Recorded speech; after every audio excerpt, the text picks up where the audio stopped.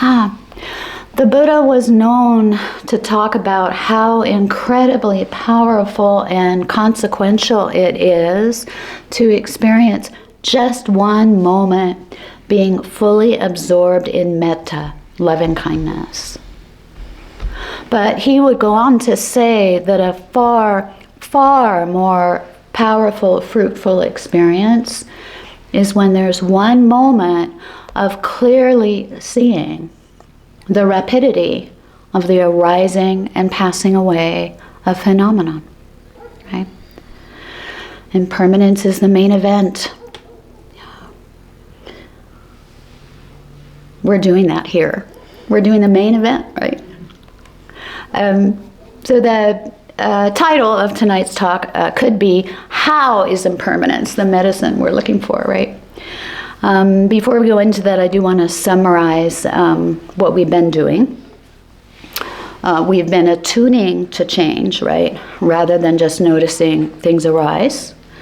We've been practicing today with impermanence of the body, of sense perceptions, the world around us. You've been invited to observe all of this with a mind tuned to impermanence.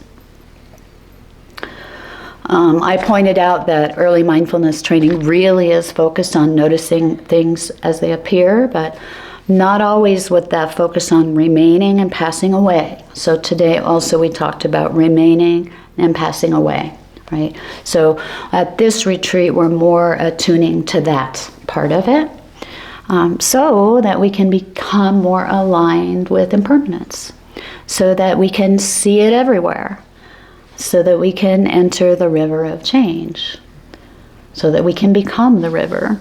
Right? And there are so many great benefits to living in alignment with impermanence. A few I'll talk about tonight, but I did want to take a minute to review some of the teaching from last night, just to get it back in our head. There's something called Yogi Brain on retreat, which is kind of like, could be in a Dharma talk and it all makes sense, and the next day it's like, what? What was said there? So a little review.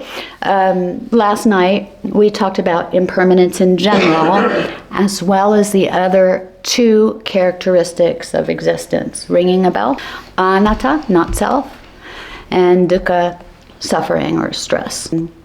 I had pointed out that impermanence is king because it reveals suffering and not self, the other two.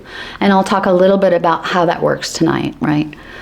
And we saw that when we live in harmony with impermanence, we do not cling. We simply do not cling to anything. And it's proportional. It's not like a light switch. I'm clinging. Now I'm not clinging, right? The great Thai forest master, Ajahn Chah, in our tradition, writes, if you let go a little, you'll find a little peace. If you let go a lot, you'll find a lot of peace. But if you let go absolutely, you'll find absolute peace and tranquility. So it's proportional, week to week, moment to moment, maybe lifetime to lifetime, possibly.